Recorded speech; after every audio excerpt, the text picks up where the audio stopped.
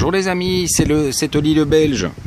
Voilà, aujourd'hui j'étais en train de me préparer tranquillement à installer toutes mes GoPros sur la moto, puis je me suis dit pourquoi je ferais pas un petit tuto sur l'utilisation. Alors là, sur celle-ci, je vais en utiliser 3, dont une qui va intéresser peu de monde, c'est celle qui est juste au-dessus du pot. Celle-là, j'utilise uniquement pour le son des moteurs. Je crois qu'il n'y a pas beaucoup de moteurs qui aiment faire ce genre de choses. Par contre, on peut l'utiliser, elle, dans l'autre sens, pour filmer un motard qui suit. Ça donne souvent des images assez sympas. Il faut juste faire très attention, parce que un pot d'échappement, ça dégage de la chaleur. Alors j'en ai fait les frais. L'année dernière, j'ai réussi à cramer un boîtier GoPro sur une Super Duke. J'ai paumé ma GoPro qui est passée en dessous de 4 voitures. Elle va beaucoup moins bien maintenant. Alors, autre endroit de prédilection des motards, le casque.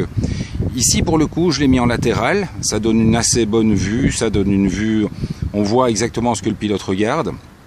Il y a une chose que moi, je déconseille, c'est de mettre la GoPro sur le casque.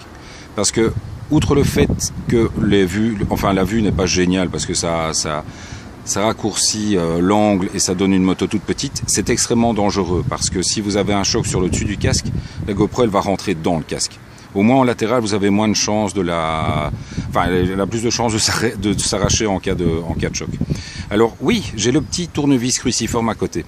Il faut savoir que les attaches GoPro, si vous commencez à les serrer comme un dingue en servant du plastique, eh bien à un moment donné, elles vont lâcher. Donc utilisez toujours un cruciforme.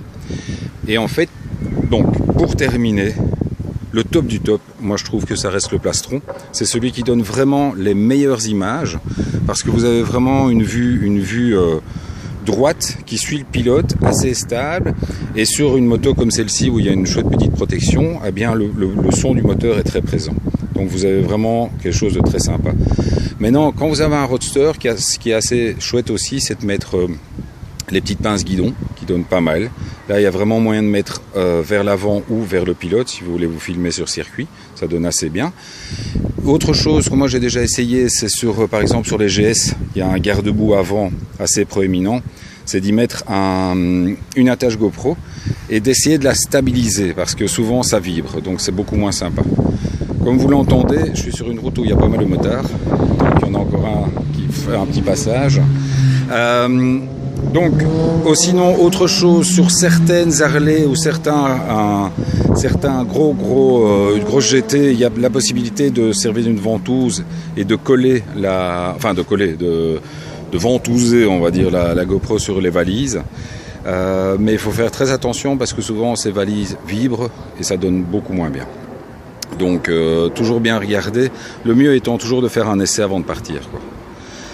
Donc voilà, j'espère que ça vous a plu. Alors, dernière petite chose, vous êtes depuis quelques jours plus de 500 à me suivre sur YouTube.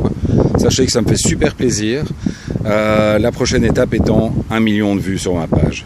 À bientôt les gars, et continuez comme ça. Ciao.